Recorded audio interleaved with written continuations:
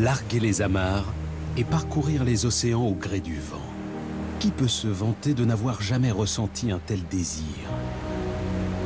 Depuis l'aube des temps, la fascination du grand large et les rêves qu'il soulève poussent les hommes à s'aventurer de plus en plus loin au-delà de l'horizon. Au XVIe siècle, époque des grandes découvertes, les navigateurs repoussent les frontières du monde connu. Vasco de Gama contourne l'Afrique, double le cap de Bonne-Espérance et met le cap vers les richesses de l'Inde et de la Chine. À l'ouest, franchissant le détroit qui porte aujourd'hui son nom, Fernando Magellan découvre l'océan Pacifique. Pendant des siècles, voiliers et vapeurs suivent les routes ainsi tracées par les premiers navigateurs. L'immensité océanique qui sépare l'Amérique du Sud de l'Afrique demeure désespérément vide. Personne, à l'exception de quelques explorateurs, aventuriers ou chasseurs de baleines, ne met le cap vers les îles subantarctiques que balaient les vents puissants des 40e rugissants et des 50e hurlants. À bord du Lyrial, un navire de croisière expédition mené par un capitaine aventurier, en compagnie d'une équipe de scientifiques et d'un petit groupe de passagers, nous mettons à notre tour le cap vers ces îles du bout du monde. Après avoir quitté Ushuaia en terre de feu, nous avons exploré les îles Malouines, refuge des manchots gorfous et des albatros. Puis nous avons mis le cap vers la Géorgie du Sud, domaine des manchots royaux et des otaries à fourrure. Poursuivant notre aventure, nous allons jeter l'ancre devant les anciennes bases baleinières de Géorgie. Puis nous affronterons les 40e rugissants pour atteindre Tristan d'Acunha, l'île habitée la plus isolée du monde. Parti 4 semaines plus tôt de la pointe sud de l'Amérique, c'est au Cap, au bout du continent africain, que s'achèvera ce voyage initiatique à la découverte des paradis perdus de l'Atlantique Sud.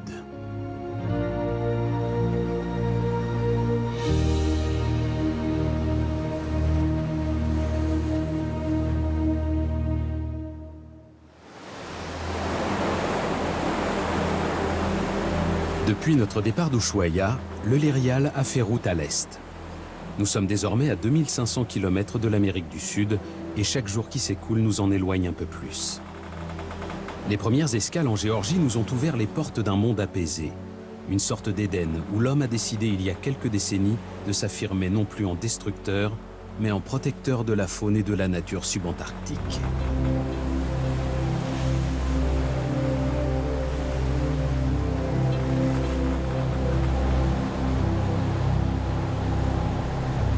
À l'approche de St Andrews Bay, suivant les conseils des guides naturalistes, les passagers nettoient donc avec soin leurs parkas et leurs bottes. Pas question de contaminer ce territoire avec des germes venus de l'extérieur.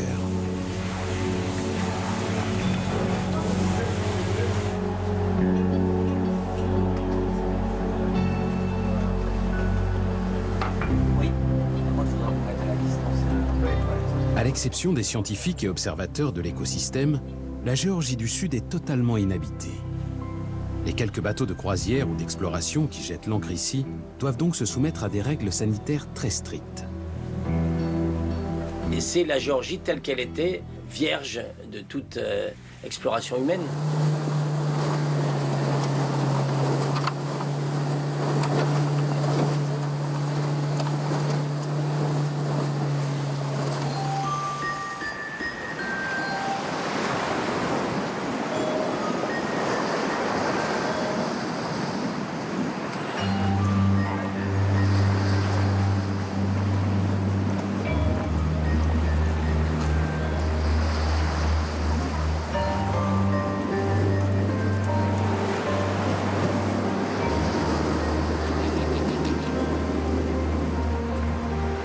Nous débarquons sur le rivage de St Andrews Bay en plein milieu d'une réunion de famille.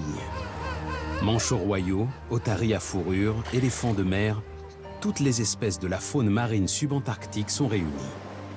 Seules les baleines parties se reproduire dans les eaux chaudes des tropiques manquent à l'appel.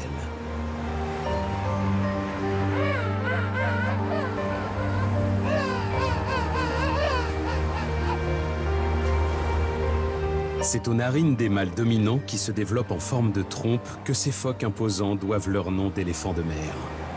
4000 kilos quand même qui sont derrière là, et c'est des jeunes. Hein. Quand ça devient plus vieux, c'est encore plus gros.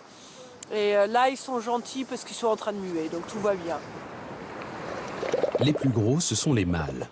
Ces pachas sont à la tête d'un harem qui compte parfois plusieurs dizaines de femelles.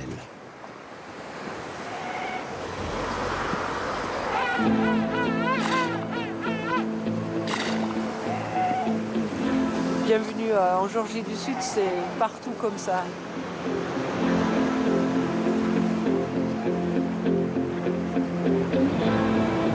Au cours de la journée, nous poursuivons notre route vers la baie de Stromness, située plus au nord à environ une centaine de kilomètres. En 1775, James Cook, le plus grand navigateur de son temps, sillonne les océans du monde à la recherche de la mythique Terra Australis. Dans son journal de bord évoquant la découverte de la Géorgie du Sud, il écrit « S'il n'y avait plus de baleines en mer du Nord, les chasseurs pourraient en trouver autant qu'ils en voudraient en Atlantique Sud. » L'information parvient jusqu'aux chasseurs de l'Arctique, qui prennent aussitôt la direction de l'hémisphère sud. En quelques décennies, les phoquiers exterminent la presque totalité des otaries à fourrure et des éléphants de mer. Demeuré longtemps le fait d'armateurs indépendants, la chasse à la baleine s'industrialise au début du XXe siècle. La Géorgie du Sud devient alors le principal centre baleinier de toute la zone antarctique. C'est à cette époque qu'est ouverte la station de Stromness.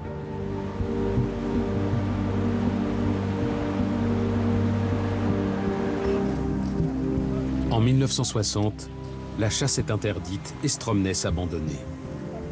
Indifférentes à l'étrange beauté des sculptures de métal rouillé, les otaries à fourrure ont retrouvé le chemin des vagues qui déferlent sur ce rivage. Elles sont désormais les seules habitantes de cette ville fantôme.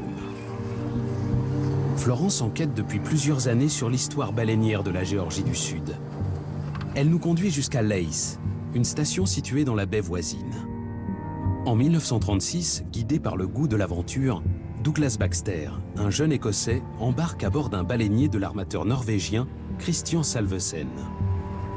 En arrivant en Géorgie du Sud, après de longues semaines de navigation, il découvre un incroyable spectacle. Entourés de dizaines de baleines harponnées flottant à la surface de l'eau, des bateaux se dirigent vers le rivage pour y décharger leur butin. À cette époque, les baleines, considérées comme de simples produits de consommation, sont exterminées par milliers pour satisfaire aux besoins de l'économie européenne ou nord-américaine. Il y avait environ 200 hommes qui travaillaient et c'était la grande production, Il y avait des baleines qui arrivaient d'épaisser et pour extraire l'huile et hop, ça continuait pendant 6 mois par an. Et donc il y a énormément de sang, il y a la graisse. Les hommes, ils avaient des clous sous les pieds pour ne pas glisser. C'était glissant de partout et cette odeur de baleine mort, ça a dû être quelque chose.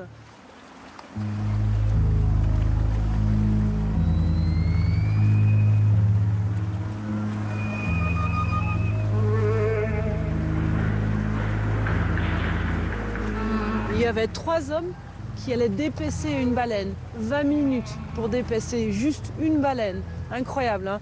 Après, ils mettaient la graisse dans un bouilloire, donc pour extraire l'huile.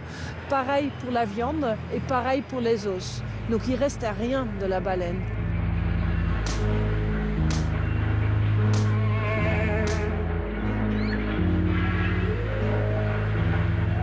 Entre 1906 et 1966, 175 000 baleines sont exterminées.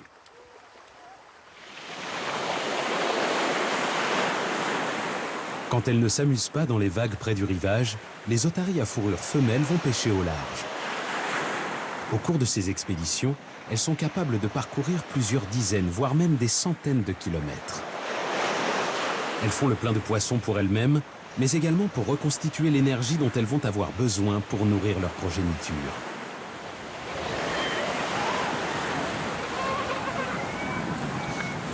Revenues sur le rivage, elles s'installent dans la fraîcheur de la vallée glaciaire pour allaiter. Nous sommes à la fin de la période de reproduction. Tous les petits sont sur la plage. Les femelles sont en mer et reviennent de temps en temps pour nourrir les petits. Elles restent un peu avec eux, puis elles retournent en mer et ainsi de suite. C'est sympa d'observer ce qui se passe quand une femelle sort de l'eau. Elle appelle sa progéniture. Mais tous les petits lui répondent et demandent à téter un peu de lait. Mais elle finit par retrouver le sien grâce à son odeur.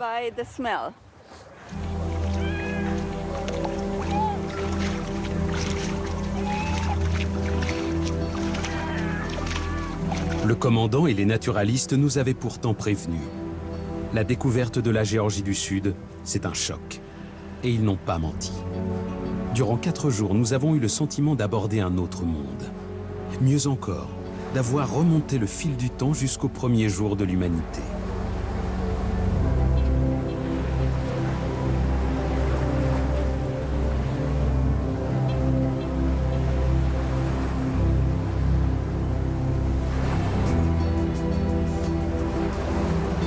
En quittant la baie de Stromness, nous croisons le seul bateau de l'île basé dans la station de Grytviken.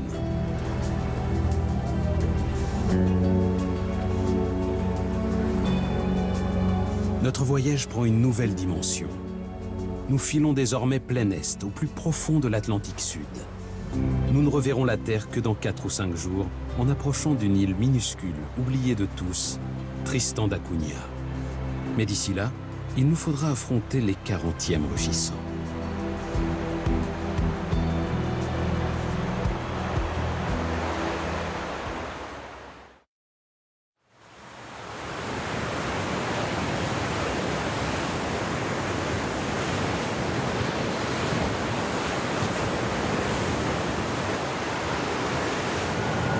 À la passerelle, l'officier de quart a beau regarder l'écran des radars ou scruter l'horizon avec ses jumelles, il n'y a rien.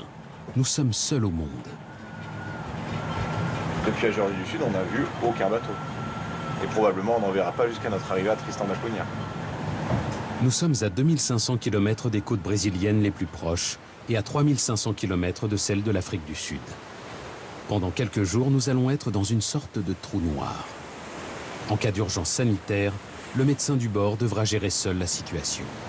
Il y a un moment, il y a un point de non-retour, puisqu'on va se retrouver à une distance égale entre Cape Town et les Falklands. Donc il n'y a plus du tout aucun intérêt de revenir en arrière, se dérouter sur les Falklands pour faire une évacuation sanitaire. On va devoir continuer à aller de l'avant vers Cape Town.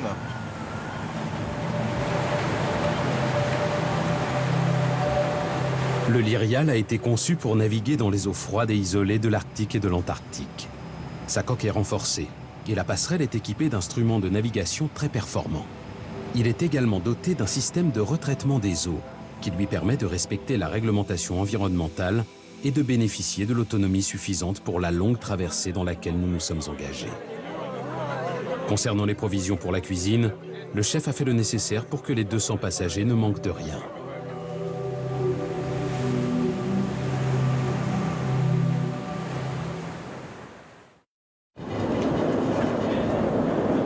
Au matin, changement de décor. Depuis plusieurs jours, le commandant surveillait la montée en puissance d'une grosse dépression située sur notre route. Cette fois, nous y sommes. Les vagues commencent à se creuser, à écumer. Rien de bien méchant pour le moment, mais avec les 40e rugissants, il faut se méfier. Tout peut basculer rapidement.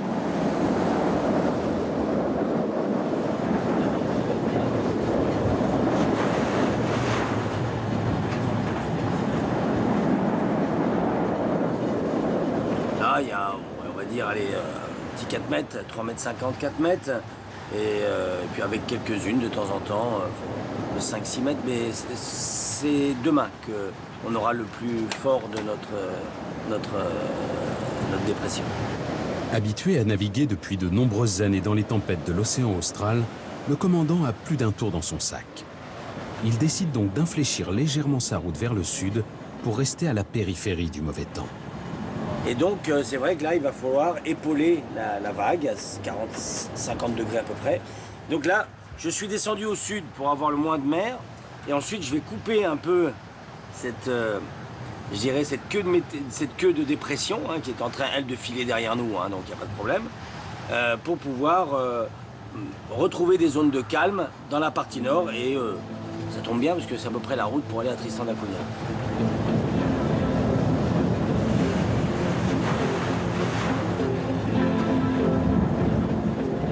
La mer se creuse un peu plus d'heure en heure. Cette fois, nous sommes au cœur de la dépression. Les Les passagers ont déserté les ponts extérieurs, balayés par les embruns et parfois par quelques vagues.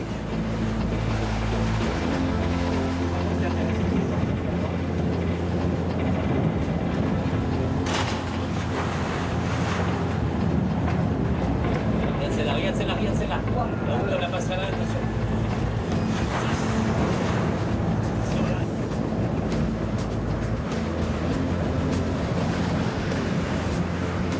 La météo annonçait 5 à 6 mètres, ce qui est relativement normal. Il est évident qu'on a eu probablement 8 à 10 mètres de vagues de temps en temps.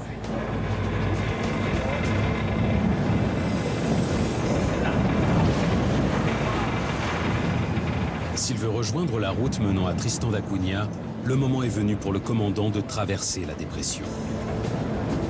Attention, attention. Toute la journée, la tension est palpable à la passerelle. La puissance de certaines vagues fait craquer le navire.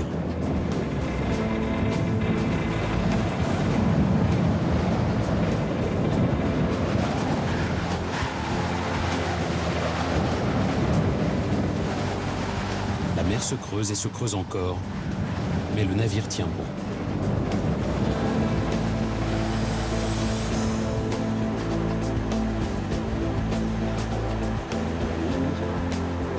Au cours de la nuit, nous sortons progressivement de la dépression.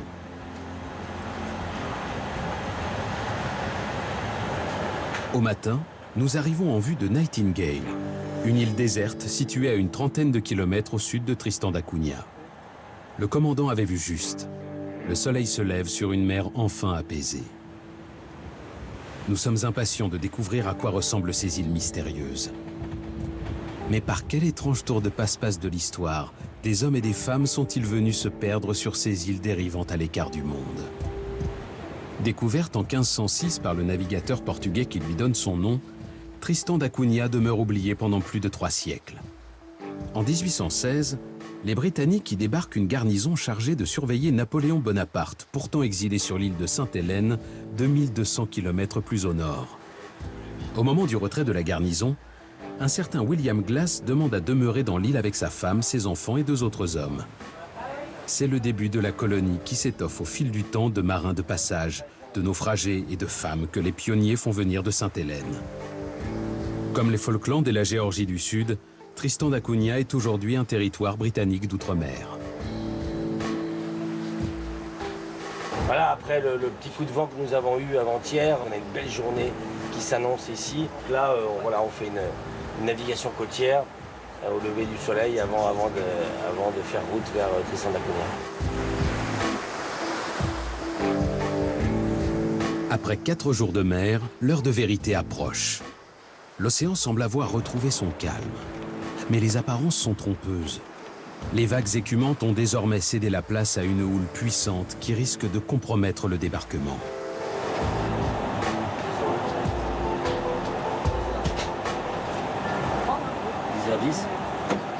Ok. 10h10, de toute façon, tout de suite on met le Zodiac. On espère bien mettre pied à terre pour nos passagers, surtout après 4 jours de mer. On ne peut jamais savoir jusqu'en gros aux premiers Zodiacs qui sont mis à l'eau et qui commencent à emmener des gens. On se dit ok, ça va marcher, je vais réussir à débarquer tout le monde.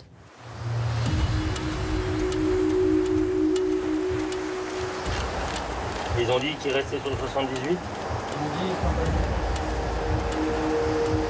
Tristan da Cunha, port control, the Lyrial calling you over.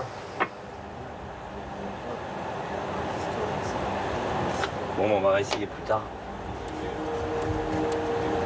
0,25, c'est bon. Ouais, ben on va prendre la carte, hein. Ouais. Parce que 0,13, ça fait aller plus près en fait, hein. Donc là, moi, ça me fait une distance 0,3 de la côte, 0,45 de l'acheté. À l'approche, là, les conditions sont relativement modérées, c'est-à-dire que le vent est tombé comme c'était prévu. Par contre, il reste toujours cette houle résiduelle qui venait d'ailleurs de la dépression qui était sur notre arrière, suffisamment pour nous poser quelques petits problèmes. Et on se laisse dériver doucement. Alors là, on va voir, là, regarde les trains de houle, regarde le train. Regarde le train qui rentre, là. La tension monte d'un cran. L'entrée du port est très étroite et la houle s'y engouffre violemment. Avec son Zodiac, Malo, le responsable des opérations de débarquement, est allé se rendre compte par lui-même de la situation. Faut qu'on prenne la météo. Est-ce que Malo est rentré déjà? Non, il est là. Il est en train de passer la barre. Il arrive à sortir du port. Non, mais regarde ces trains de houle. Alors, la marina, nous, c'est pas possible à l'heure actuelle. Donc, ça aussi, c'est le paramètre important. Ouais, ça serait compliqué. Non, mais la houle, ça peut tomber.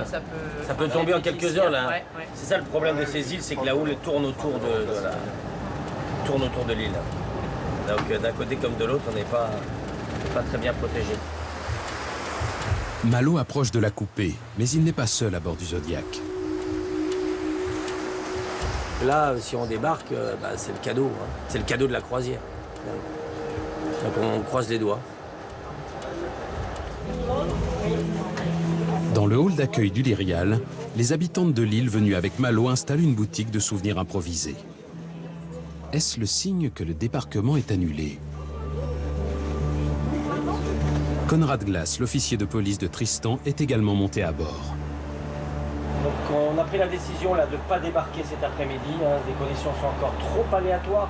On ne va pas baisser les bras tout de suite. Finalement, le Lyrial lève l'ancre et se lance dans une lente navigation touristique autour de la puissante île volcanique qui pour le moment se refuse à nous.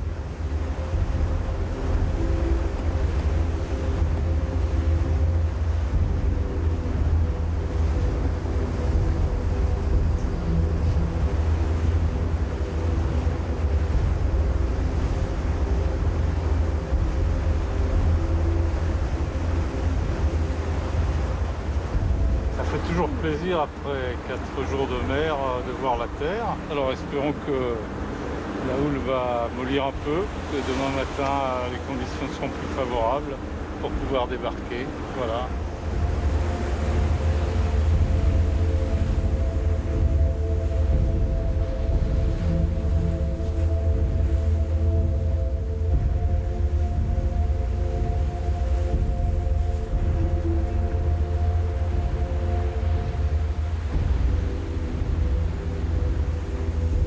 L'île ressemble à une forteresse entourée d'un rempart d'où émerge un donjon de lave à la géométrie parfaite. Une petite bande de terre suspendue au-dessus de l'océan abrite le seul village de l'île. Edinburgh of the Seas, 267 habitants. Il y a 30 ans, on n'avait que le radiotéléphone. Quand on voulait appeler, il fallait aller au central téléphonique, il établissait une connexion avec le cap, et puis le cap redirigeait l'appel vers l'endroit du monde avec lequel vous vouliez parler. Sinon, pour communiquer, on pouvait envoyer une lettre, mais ça prenait en général 2 à 3 mois pour espérer avoir une réponse, parce que ça dépendait des bateaux. Oui, à cette époque, il y a une trentaine d'années, on était vraiment isolés.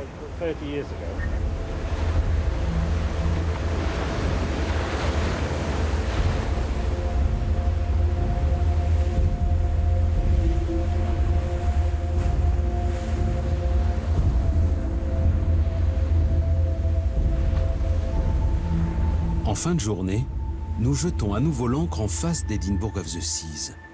Tout n'est peut-être donc pas perdu.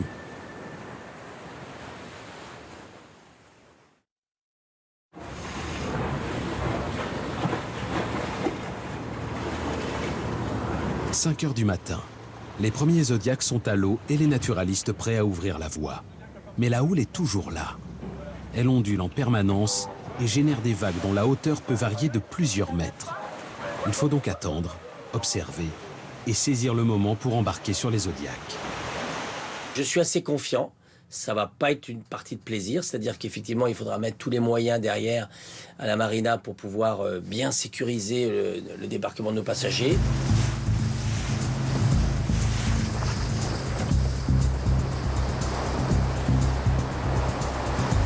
Depuis quelques années, le port est protégé par une digue armée de puissants brise-lames en béton. Suivant les recommandations de l'officier de sécurité, les Zodiacs se présentent à l'entrée du port et attendent le déferlement de la houle pour surfer sur le sommet de la vague et pénétrer dans le bassin.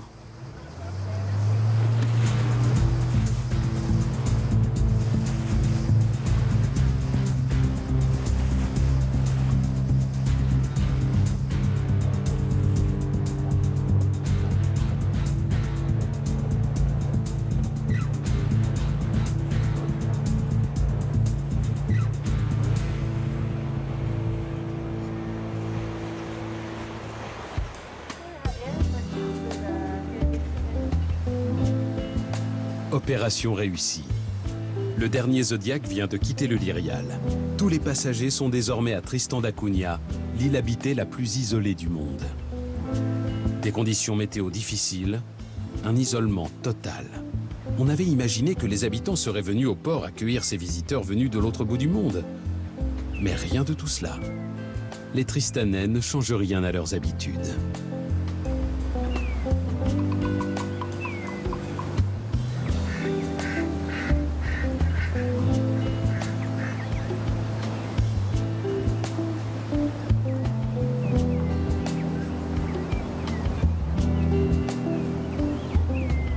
Alors Tristan fait complètement partie des communautés les plus isolées, modernes, que j'ai pu rencontrer.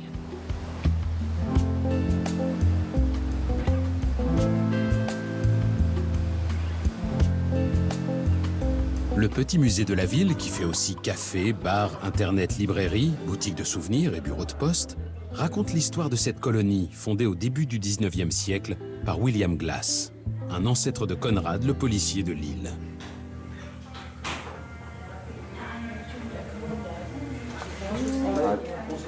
Durant 150 ans, aucun fait marquant n'est venu troubler le quotidien de cette communauté singulière, à l'exception du 10 octobre 1961. Ce jour-là, le volcan entre en éruption.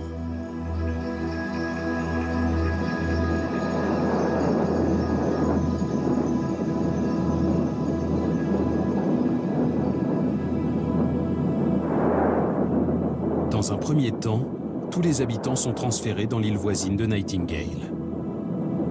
L'éruption ne faiblissant pas, ils sont conduits au Cap, en Afrique du Sud. Les autorités leur proposent de s'installer dans le pays. Mais comme le raconte Conrad Glass, en découvrant dans les rues les panneaux White Only et Black Only, les Tristanais, choqués par la politique d'apartheid, décident de partir pour l'Angleterre.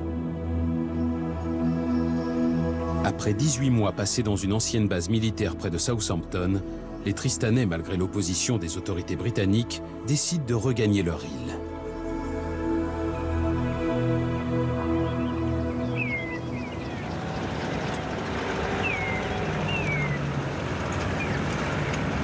Fini le brouillard et la vie trépidante des Anglais. Ils renouent avec le plaisir de vivre libre au milieu de la nature.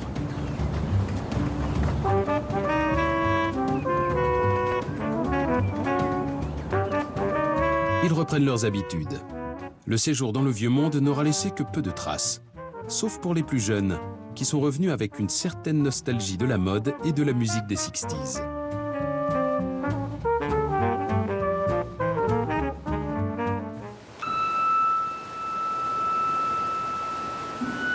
L'isolement de Tristan a dissuadé les immigrants. L'île ne compte aujourd'hui que 7 familles. Les Glass et les Swain d'Angleterre, les Rogers et les Hagan d'Irlande, les Green de Hollande, les Repetto et les Lavarello d'Italie. Quelle que soit la famille à laquelle ils appartiennent, les Tristanais se retrouvent chaque week-end pour cultiver leurs parcelles de pommes de terre. Derek avait une dizaine d'années en 1961. Il n'a rien oublié de son séjour en Angleterre. C'était un lieu étrange. On n'avait jamais vu de voitures, de télévision et plein de choses comme les grands magasins. Tout était si différent. C'était vraiment étrange. Tout d'abord, on avait du mal à communiquer avec les gens, à se faire des amis ou à travailler là-bas. Autant de choses qui faisaient un changement avec ici. On a découvert un autre monde. Oui, ça a été un drôle de choc de voir un tel monde.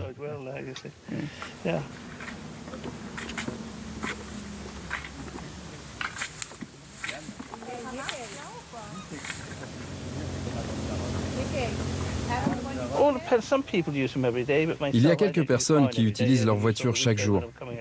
Personnellement, je ne la prends que le week-end ou pour venir sur ma parcelle parce que l'essence est assez chère. Donc on ne peut pas se le permettre. Et puis l'île est petite et tu peux marcher n'importe où. En fait, on n'a pas vraiment besoin de voiture.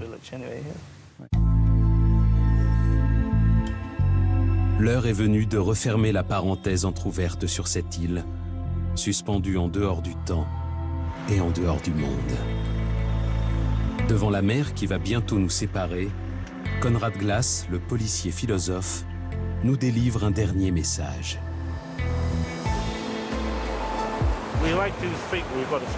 On aime se dire qu'on vit dans un petit bout de paradis. Il y a sûrement des gens ici qui aimeraient partir, découvrir le monde.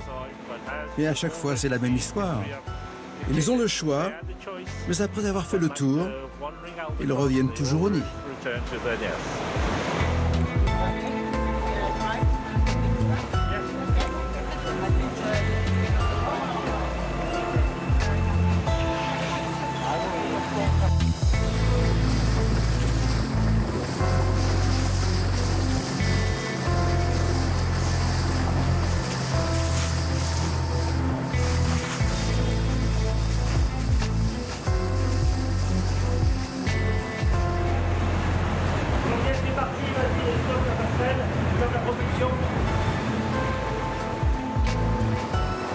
Les 2 dernières journées ont été éprouvantes. Jusqu'au retour à bord du dernier passager, le commandant restera sous pression. Mais c'est un homme heureux que nous retrouvons à la marina. Tristan d'Acunha, il y a des bateaux qui font escale ici, des bateaux de pêche et qui restent une semaine avant de débarquer. On a beaucoup de chance, mais il faut le faire en toute sécurité. Normalement, moi je suis pas à la marina pour la première fois, mais j'ai envie que ça se passe bien. Le second, lui, sur le plan d'eau.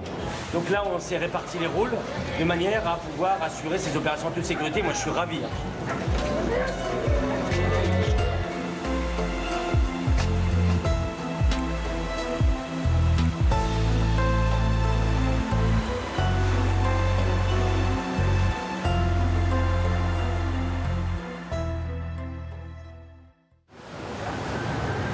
Après une nuit de navigation, nous arrivons en vue de l'île Gough.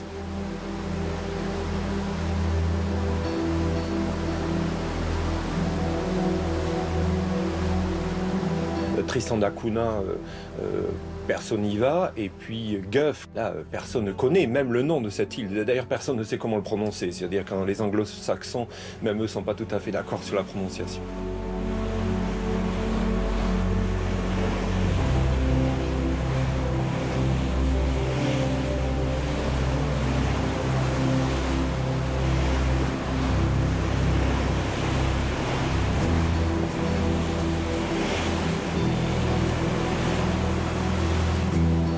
Depuis 1995, cette île mystérieuse, bordée de falaises spectaculaires ou niches d'importantes colonies d'oiseaux de mer, est inscrite au patrimoine mondial de l'UNESCO.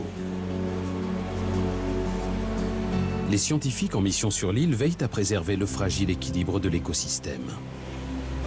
Une armée de prédateurs s'attaque depuis quelques années aux œufs de pétrels et d'albatros.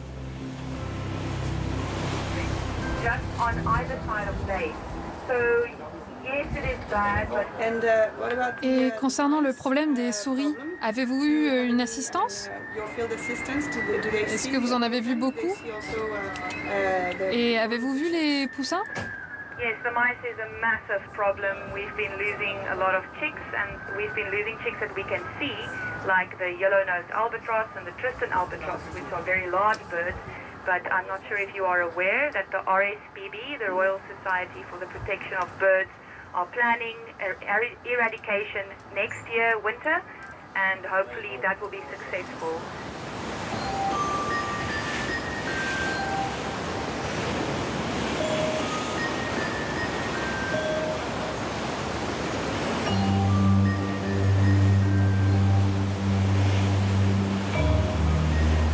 Depuis les ponts supérieurs, équipage et passagers se retrouvent pour observer sans jamais se lasser le vol majestueux des pétrels et des albatros.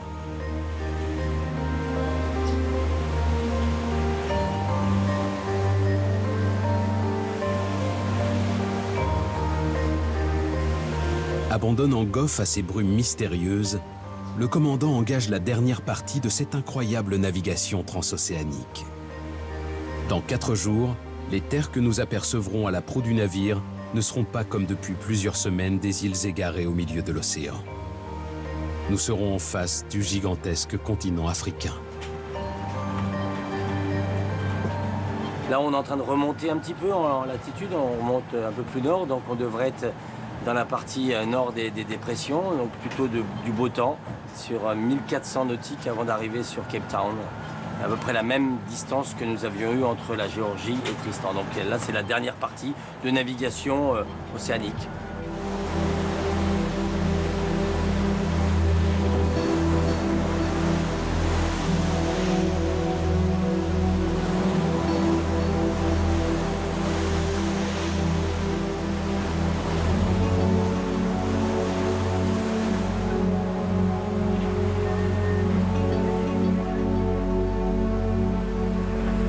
On dit souvent que la présence d'oiseaux annonce la proximité d'une terre. Ceci est vrai, sauf pour les albatros, qui passent 95% de leur vie en mer. Depuis notre départ de Gough, quelques spécimens suivent notre sillage pour le plus grand plaisir d'Alain Bidard, l'ornithologue de l'expédition, qui n'en finit pas de s'extasier devant la puissance de ses compagnons de voyage. C'est l'ultime adaptation au vol sans utiliser d'énergie personnelle. C'est-à-dire que ce sont des oiseaux, en particulier les albatros, qui utilisent totalement l'énergie du vent pour se déplacer. En réalité, ils se mettent en face du vent. En face du vent, ils se mettent très près de l'eau. Parfois, on a l'impression qu'ils touchent l'eau avec une aile. Et là, face au vent, eh bien, ils vont prendre la portance. Alors, c'est comme un ascenseur. Ils vont s'élever jusqu'à 10, 20, 30, 40 mètres. Puis l'oiseau, en fait, va glisser sur le côté. Il va se mettre avec le vent quasiment de dos et il va planer pendant une belle distance. Et puis quand il se retrouve à nouveau au niveau de la mer, il tourne à nouveau face au vent, hop, il prend l'ascenseur, il monte et il glisse à nouveau. Donc ils ne battent pas des ailes pour se déplacer. Et par exemple, pour faire 1000 km, il va utiliser uniquement 1% de son corps. C'est-à-dire qu'il va prendre uniquement 1% de sa graisse comme énergie. Donc c'est vraiment les voiliers ultimes et c'est fabuleux de voir ça.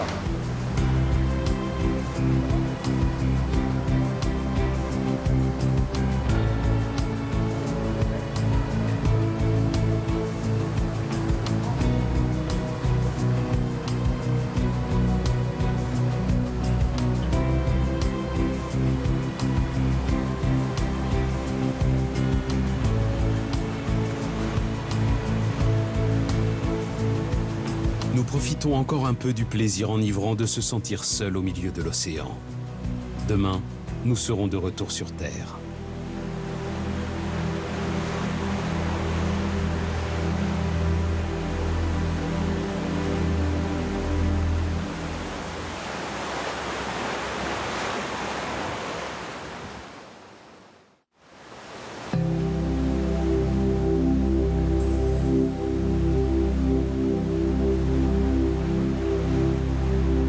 Il y a 20 jours, nous quittions la Terre de Feu et le Cap Horn. Après 8430 km au travers de l'Atlantique Sud, les contours de l'Afrique se dessinent dans les lueurs de l'aube. Les rayons du soleil qui vient de renaître à l'horizon illuminent la silhouette du légendaire cap de Bonne-Espérance. C'est incroyable, c'est mythique, c'est-à-dire après le Cap Horn, le cap Bonne-Espérance, et le cap Lewin. C'est-à-dire je vais pouvoir me tatouer l'encre sur la main comme les marins qui faisaient le tour du monde. Non, c'est effectivement conclure le voyage dans d'excellentes conditions. On va arriver sur le cap Bonne-Espérance avec un lever de soleil, donc on ne pouvait pas mieux espérer. Comme le commandant, nous vivons cet instant avec une certaine émotion. Nous savons bien que le bout du monde n'est qu'une utopie, un rêve de marin et d'explorateur. Et pourtant, de la même façon que lors de notre départ d'Ushuaïa 3 semaines plus tôt, nous pensions à Fernand Magellan ou à Francis Drake, en doublant le cap de Bonne-Espérance, nous sentons la présence de Bartolomé Diaz, le précurseur, et de Vasco de Gama, le conquérant de la route des Indes. Pendant un long moment, notre bateau longe les côtes de la péninsule du Cap. Puis il se présente à l'entrée de la baie, que domine, reconnaissable entre mille, la silhouette de la montagne de la Table.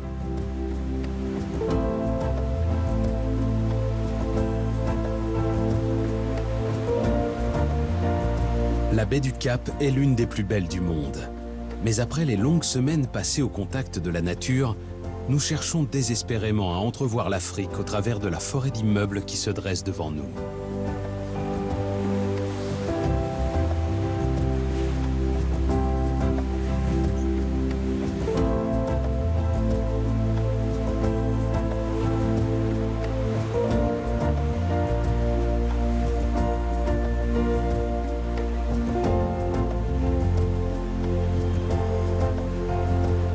Mais il ne faut pas se fier aux apparences. Derrière les artifices de la modernité, l'Afrique est bien vivante.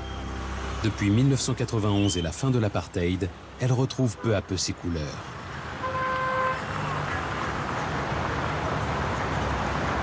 Pour les navigateurs portugais, l'Afrique du Sud n'était qu'une étape sur la route des Indes.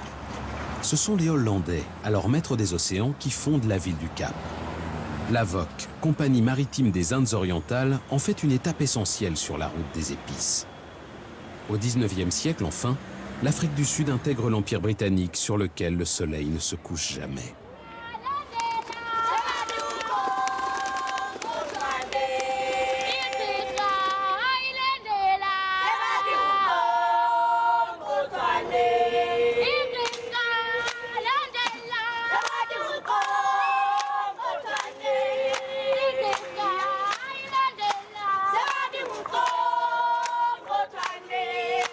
Au début du XXe siècle, alors qu'elle vient d'acquérir son indépendance, l'Afrique du Sud, aux mains de la minorité blanche, s'enferme derrière les lois raciales et s'enfonce dans la politique de l'apartheid.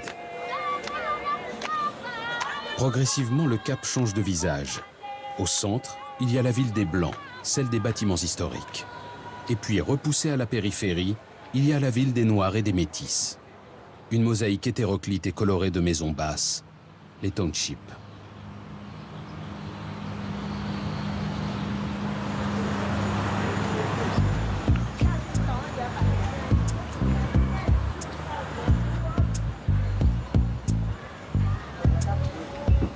L'apartheid a été aboli en 1991. À Langa, comme dans tous les townships qui entourent la ville, la vie a repris son cours. Pauvreté, petits boulots, économie balbutiante tissent le quotidien des habitants. Il n'y a pas eu de miracle. Mais la bouffée de liberté qui a suivi l'accession au pouvoir de Nelson Mandela a dégagé l'horizon, fait bouger les mentalités et libéré quelques initiatives. Alfred anime un centre culturel.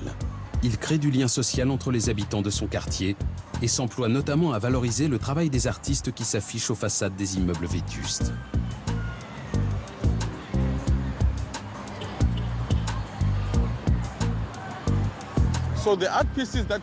Toutes les œuvres que vous voyez sur ces murs parlent toutes de notre histoire et de notre culture. Chaque évocation du passé est un témoignage pour le futur. Les gens peuvent regarder et se souvenir de l'importance des actions accomplies par ces personnes dont on a fait le portrait. Ici, par exemple, on voit Annie Silinga, une militante des droits de l'homme, membre du Congrès national africain. Elle s'est battue contre la loi sur les laissez-passer et elle n'a jamais lâché. Pendant l'apartheid, les Noirs ne pouvaient se déplacer sans avoir de laissez-passer, sur lequel étaient inscrits les horaires et les jours de présence autorisés dans les quartiers blancs. Une fois leur travail terminé, les Noirs devaient regagner leur ghetto. Annie Silinga, qui habitait Langa, s'est battue jusqu'à sa mort pour l'abolition de l'une des lois les plus symboliques de l'apartheid.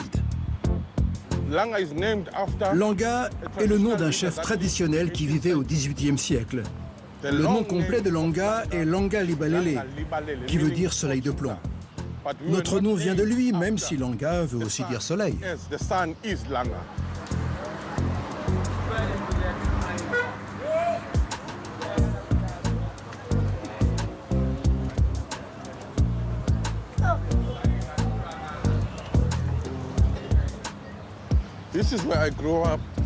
C'est là où j'ai grandi.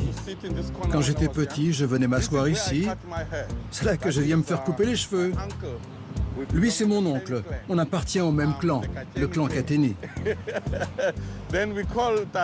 Lui, on l'appelle petit père. Parce que dans notre culture, un père, c'est très important. Mais si votre père est plus âgé que lui, il devient un oncle. Si je n'ai rien à faire, je viens m'asseoir ici, on blague, je me fais couper les cheveux. C'est la vie.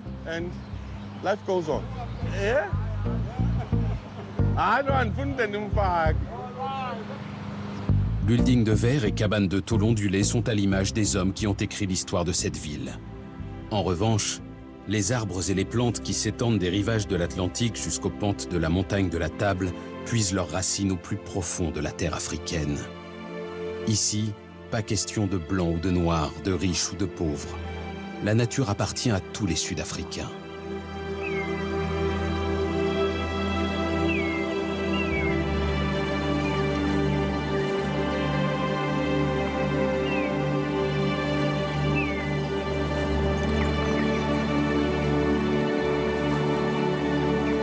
Cheris est botaniste au jardin Kirstenbosch, où sont réunies et préservées toutes les essences du pays.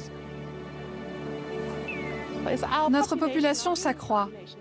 Les cités urbaines débordent sur les aires naturelles et certaines plantes, notamment celles de la zone du Cap, ne peuvent vivre qu'à un seul endroit. Impossible pour elles de se développer ailleurs. Il est donc très important pour nous de continuer à collecter nos fleurs dans leur milieu naturel, d'isoler les graines et de les préserver dans un jardin botanique. On peut les étudier, les préserver. On ne sait jamais quels bénéfices on pourra obtenir de ces plantes dans le futur. Ce jardin extraordinaire renferme d'incroyables trésors. Des plantes apparues il y a près de 200 millions d'années constituent sans aucun doute le plus fabuleux d'entre eux. Véritables fossiles vivants, ces plantes datent de l'époque où l'Amérique du Sud et l'Afrique ne faisaient qu'un seul et même continent, le Gondwana. Une épaisse forêt primaire courait alors sur les pentes de la montagne de la Table et dans la plaine occupée aujourd'hui par la ville du Cap.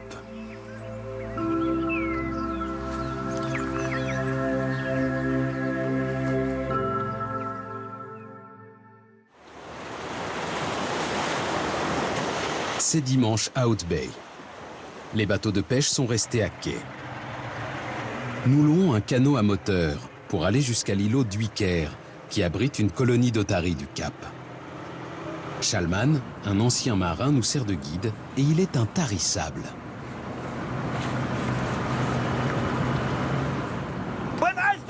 Quand j'ai commencé à pêcher à Hout Bay, il y avait des poissons partout. Mais les temps ont changé. Les chalutiers attrapent tout le poisson avec leurs grands filets. Et quand les pêcheurs locaux viennent avec leurs lignes, ils ne trouvent plus de poissons.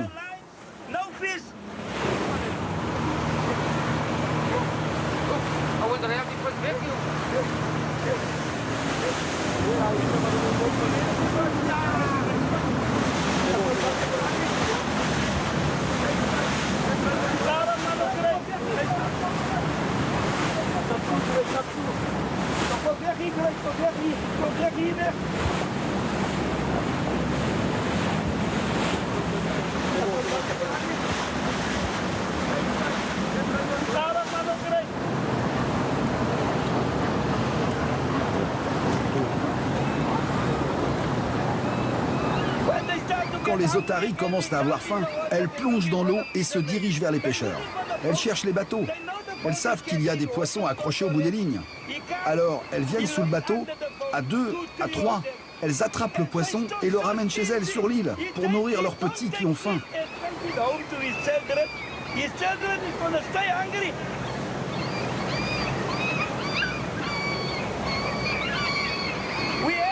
Un jour, j'en ai vu une complètement blanche. Elle avait de grandes moustaches, grandes comme ça. Mais c'était une étrangère. On ne savait pas de quel pays elle était venue. Elle était perdue. On a dit qu'elle venait d'Amérique.